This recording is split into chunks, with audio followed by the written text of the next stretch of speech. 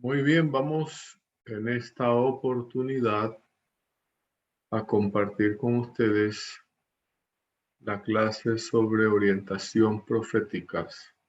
Estamos estudiando el tema sobre la autoridad de los profetas.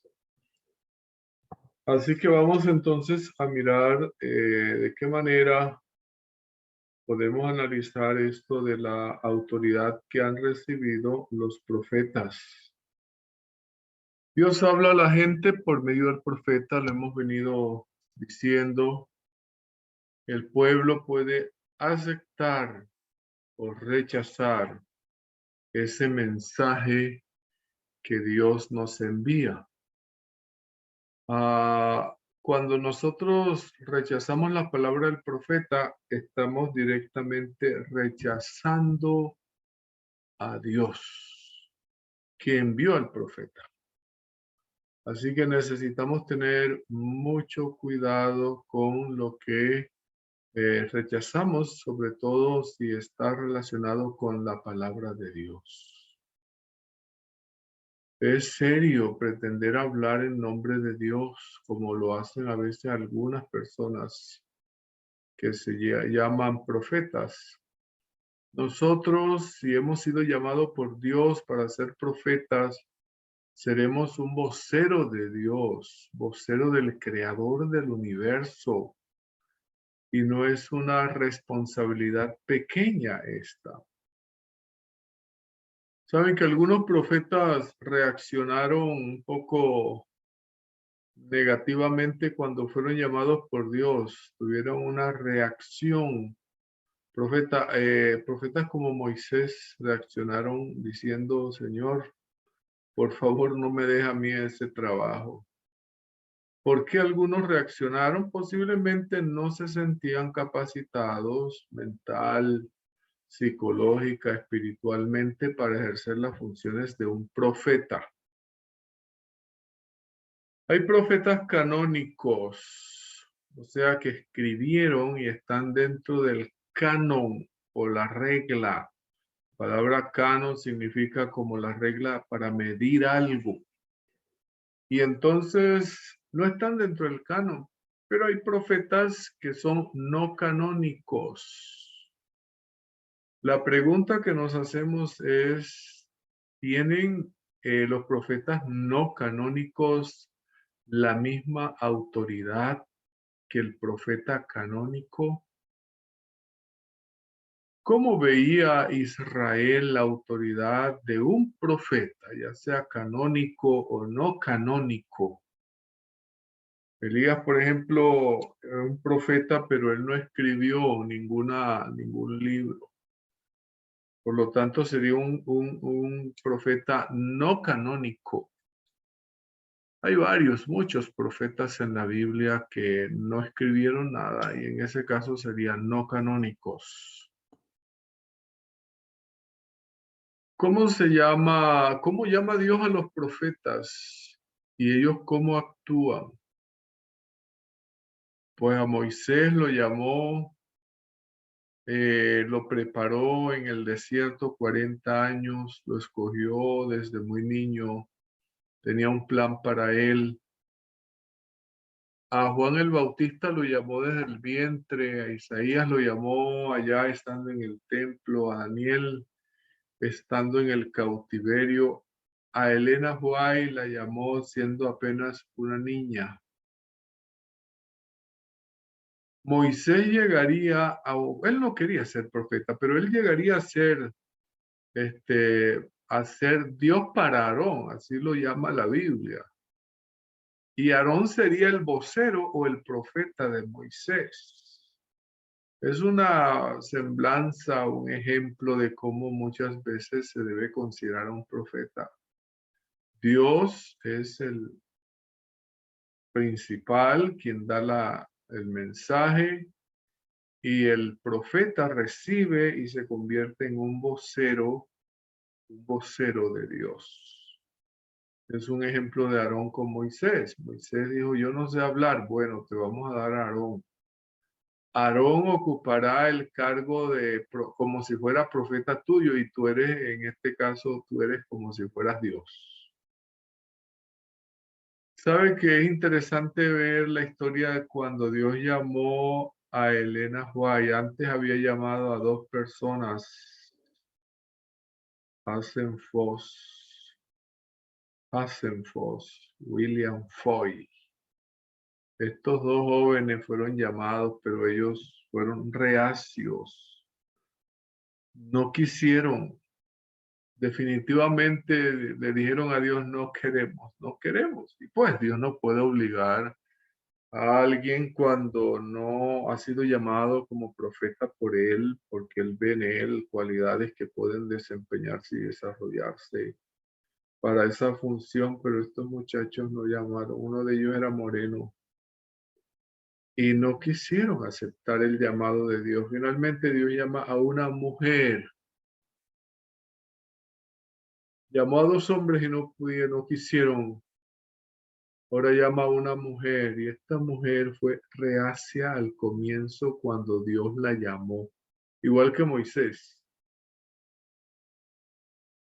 8 días después de la primera visión que Dios le dio a ella como la primera llamado que tuvo, Dios le dio la segunda visión y le dio una orden.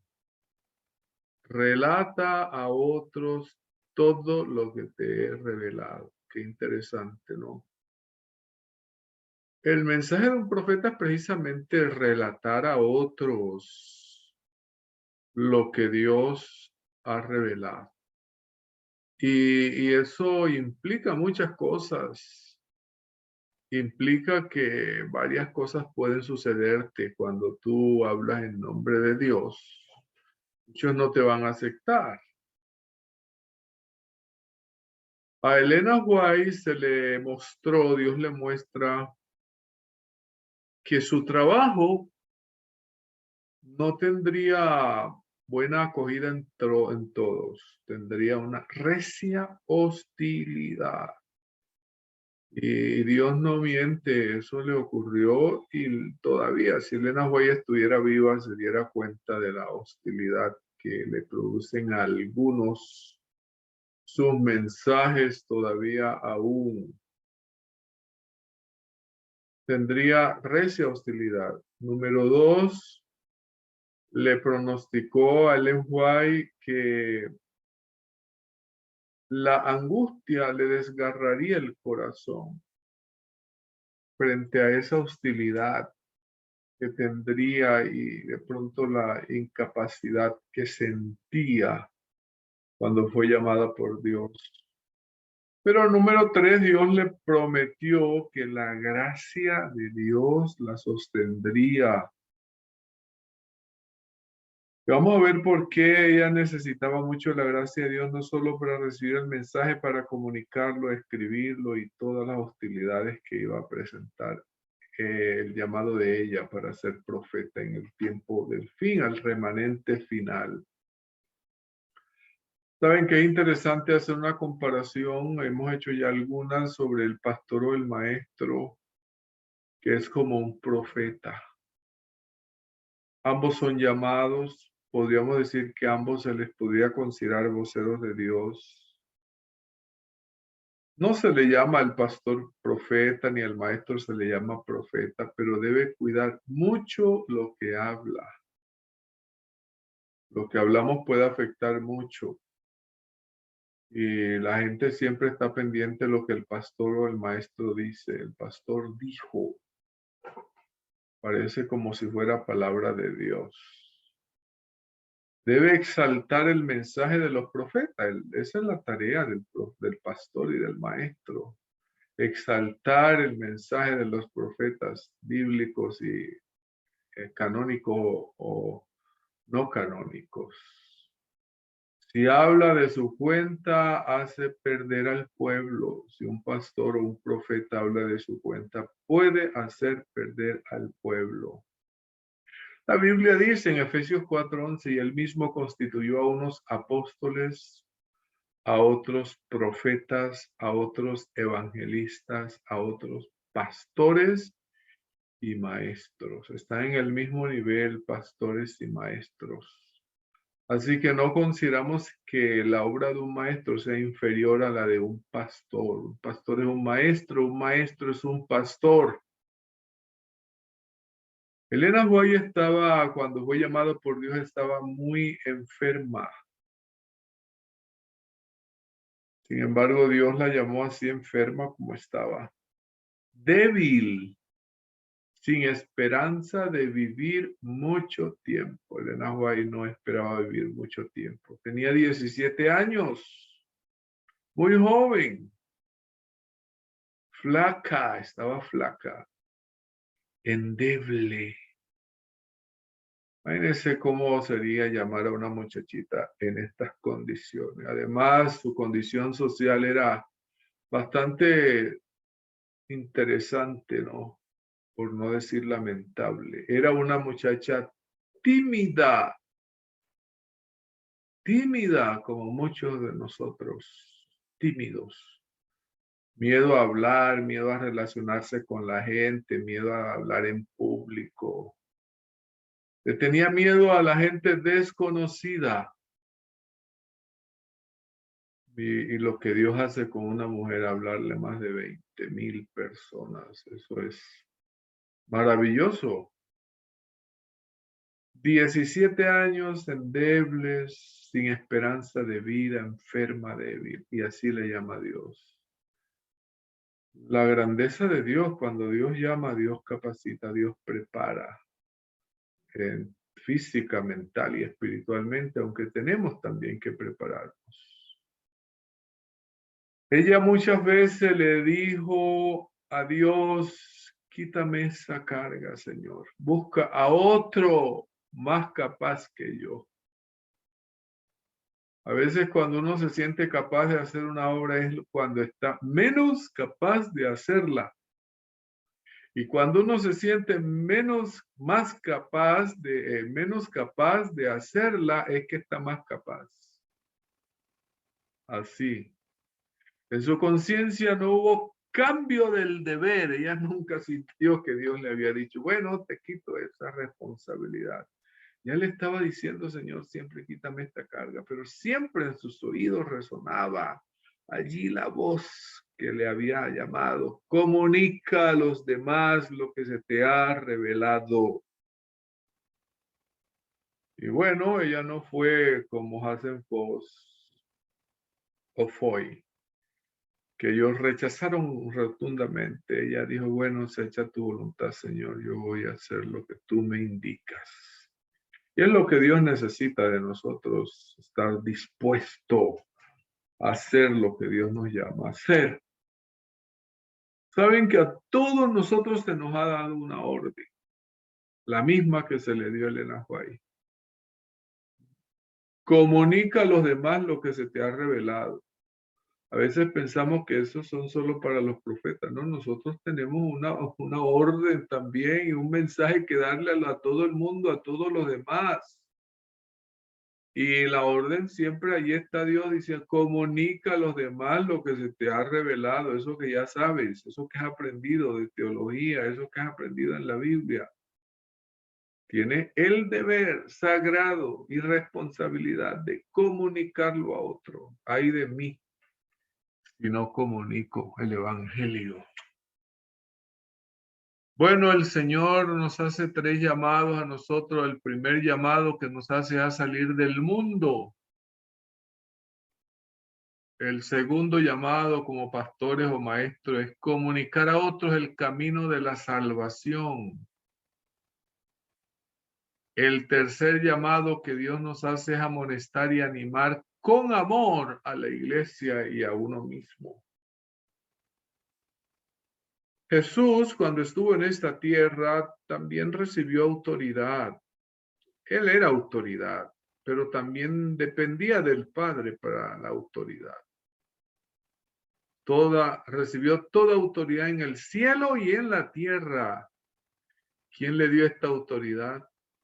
Pues ya dijimos, él la tenía y también el Padre.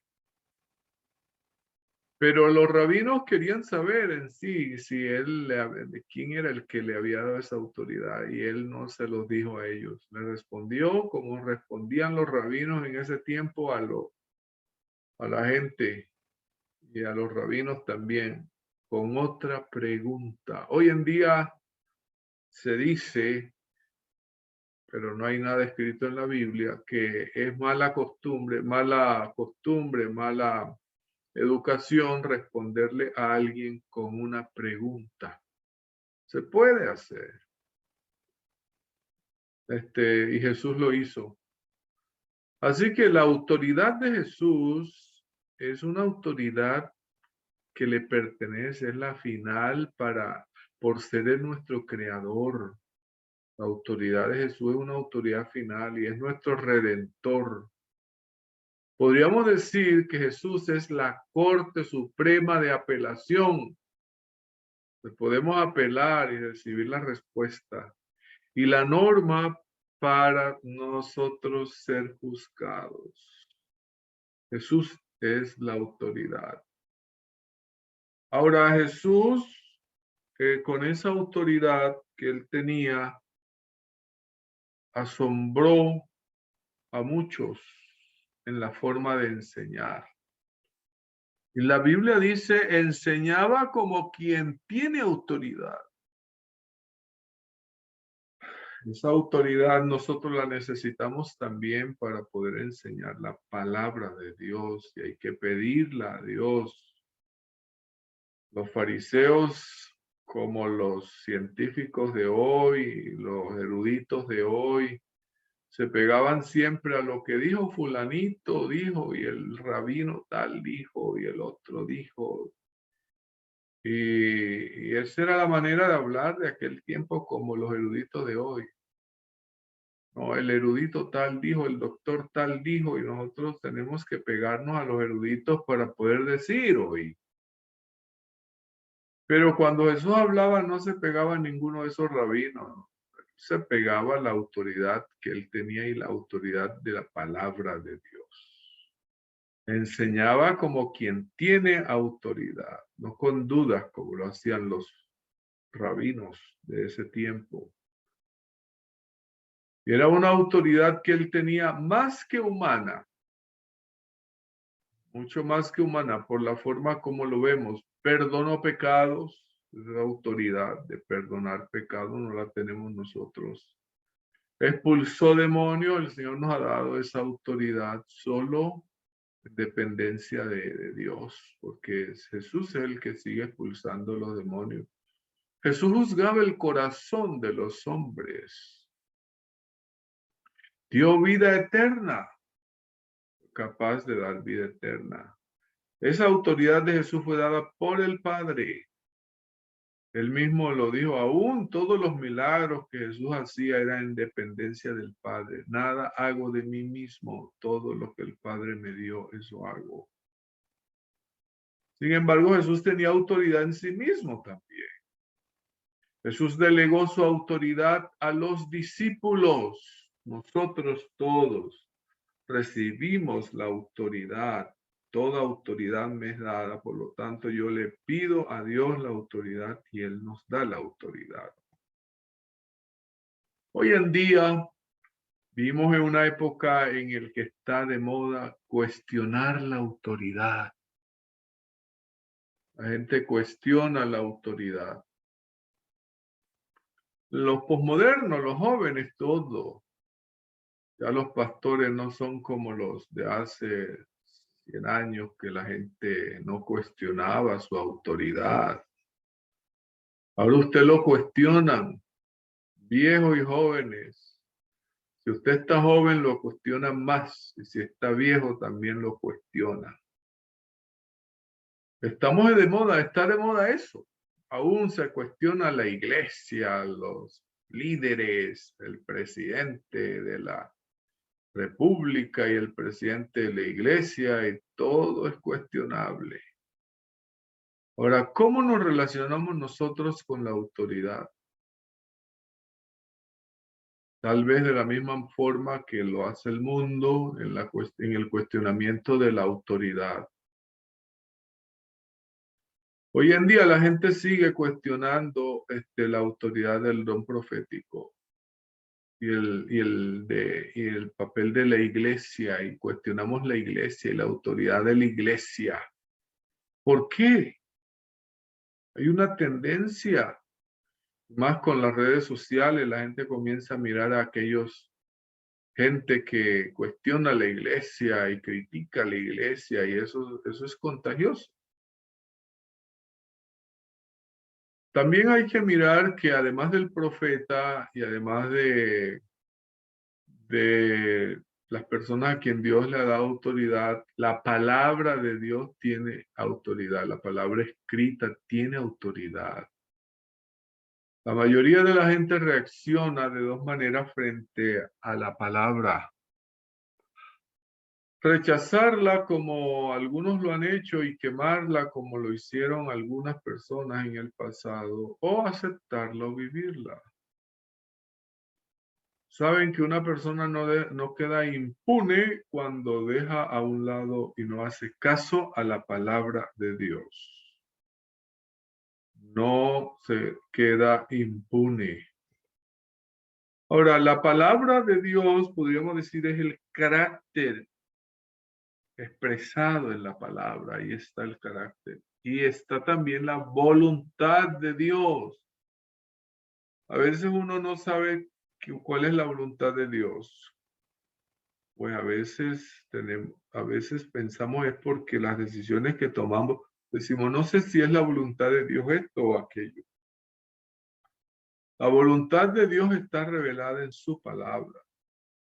Ya voluntades particulares de decisiones que tú te tomas, a ti te toca tomar, ya tienes que ponerla en las manos de Dios y orar mucho para que Él te ayude y te revele la voluntad de Dios específica de una decisión que vas a tomar. Pero la gran voluntad de Dios y lo que Dios espera de nosotros está revelado en su palabra. Y esa tiene autoridad. Esa voluntad de Dios, esa palabra ha sido dada en forma de proposiciones. Están allí, son proposiciones, propuestas comprensibles para todo. Nadie puede decir, yo no entendí la Biblia, yo no sabía qué me pedía Dios, yo no entendí eso. No, eso, la Biblia está dada de manera explícita que puede entenderla hasta un niño. Pero rechazar la palabra de Dios no se ve inmediatamente. Mucha gente hoy está rechazando la palabra de Dios. Y como no ven inmediatamente los resultados, piensan que van a quedar impunes. Pero inevitablemente va a haber una pérdida eterna cuando rechazamos la palabra de Dios.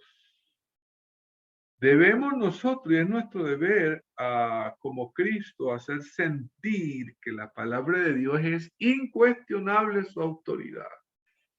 Hay gente que cuestiona la Biblia y critica a Dios y que por qué Dios hizo y por qué no hizo y por qué Dios hace y por qué. No debemos cuestionar la autoridad de la palabra de Dios. La Biblia es la palabra de Dios, del Dios infinito. Hay algunos que dicen la Biblia contiene la palabra de Dios. No, la Biblia no contiene, la Biblia es. Es decir, contener la palabra de Dios significa que hay cosas en la Biblia que no es palabra de Dios. Toda la Biblia es palabra de Dios. Así sea una historia negativa de alguien que hizo lo malo, Dios está dando allí su palabra para decirnos, no hagas eso. La Biblia es el fin de toda controversia termina en la Biblia. Ahí está. Cualquier controversia, la Biblia es el fin de toda controversia. Deja bien claras las cosas. Ahí está bien claro. Que la gente no la quiera coger es otra cosa, pero ahí está el fin de toda controversia. No, que el sábado, el domingo, la Biblia es el fin de esa controversia. No, que si sexo ante el matrimonio es bueno o malo, si no, la Biblia pone fin a esa controversia. toda controversia allí está. Y el fundamento de toda fe. La fe nuestra debe estar fundamentada en la Biblia.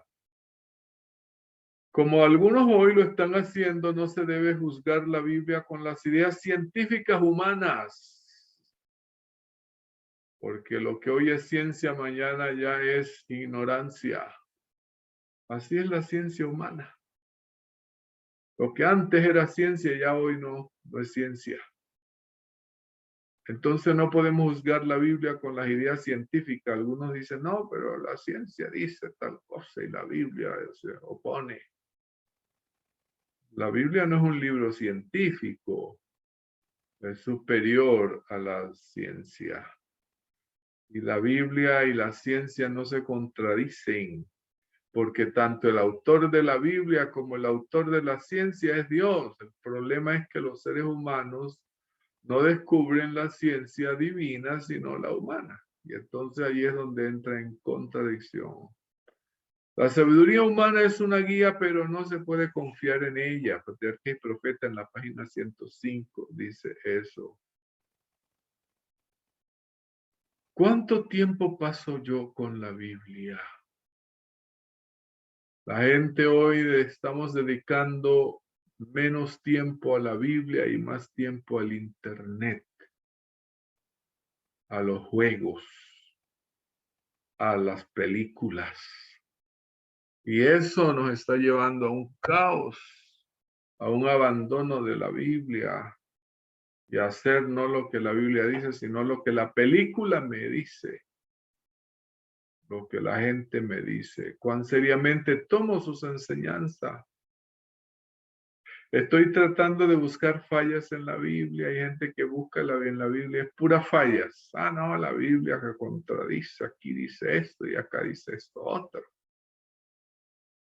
La Biblia no se contradice en principios. La Biblia puede tener fallas humanas, pero no divinas en el área del conocimiento que Dios nos quiere dar. ¿Qué hago con los pasajes que me perturban con ideas que no me gustan?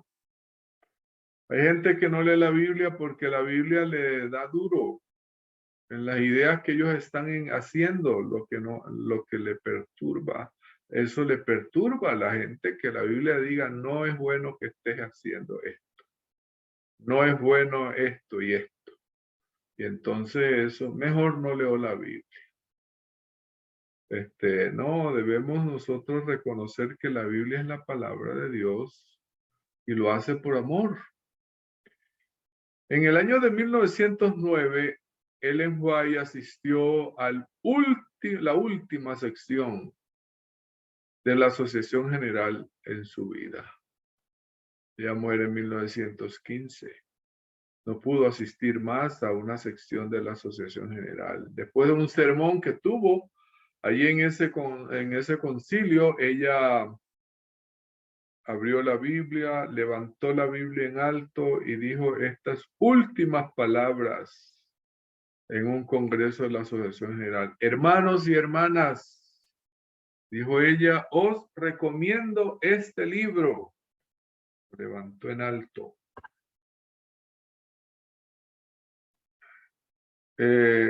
Nosotros tenemos que leer más la Biblia. La palabra hablada también tiene poder cuando viene de parte de Dios.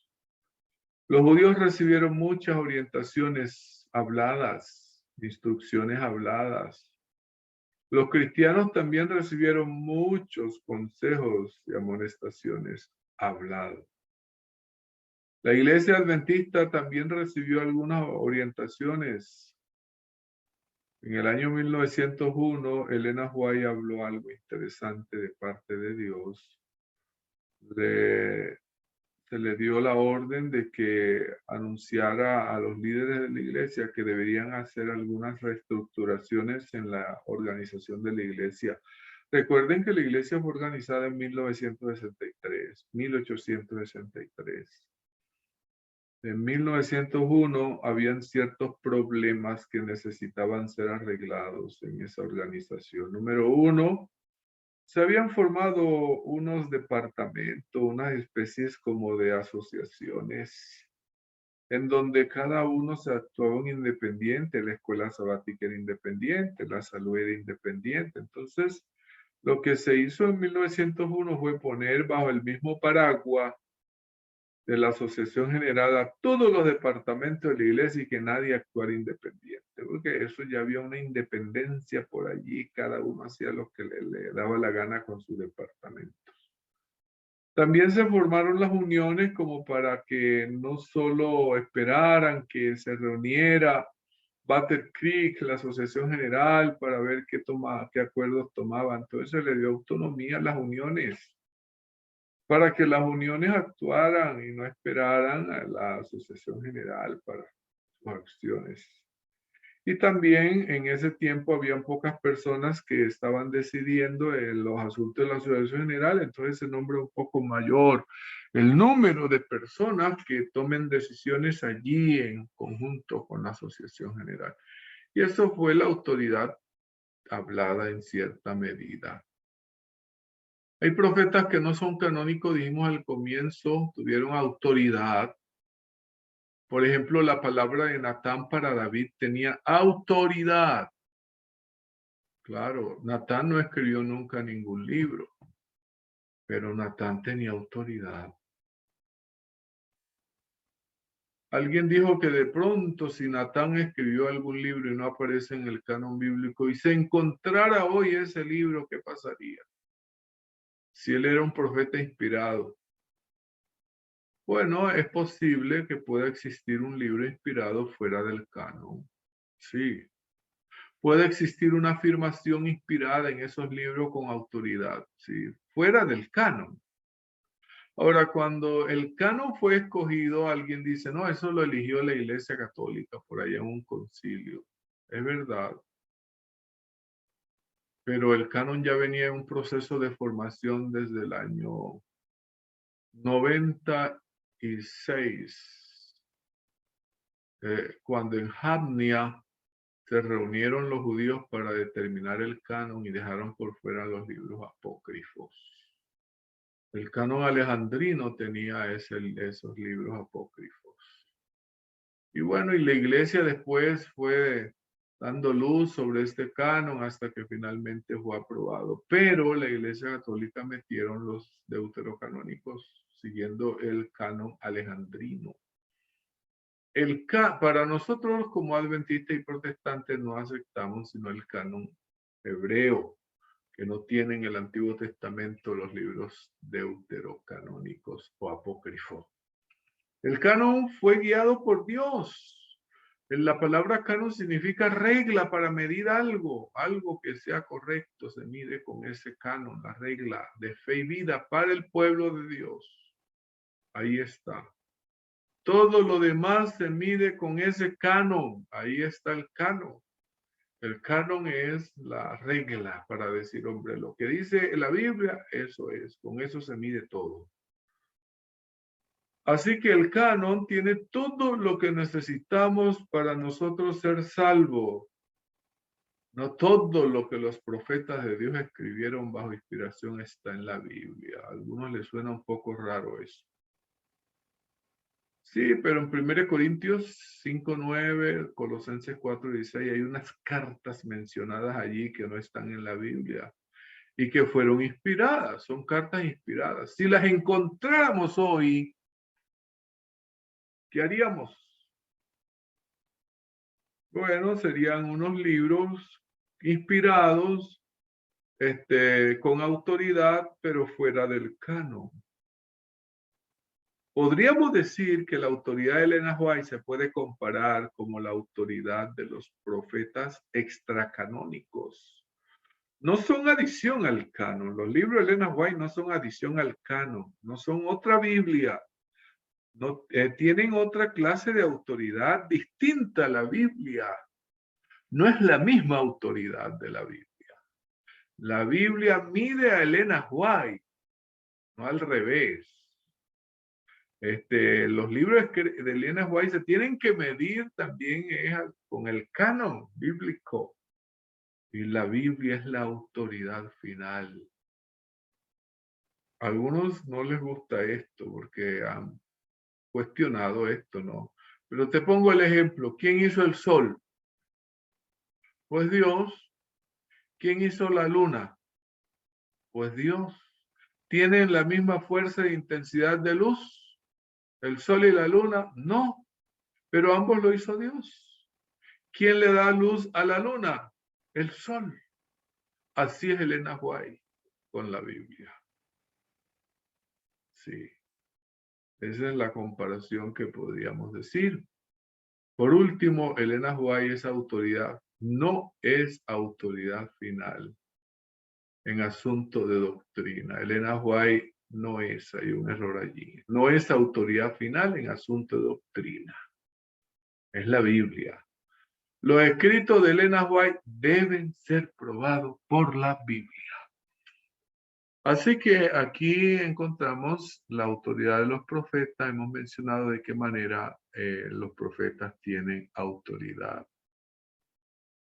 Bendiciones a todos. Que el Señor nos bendiga.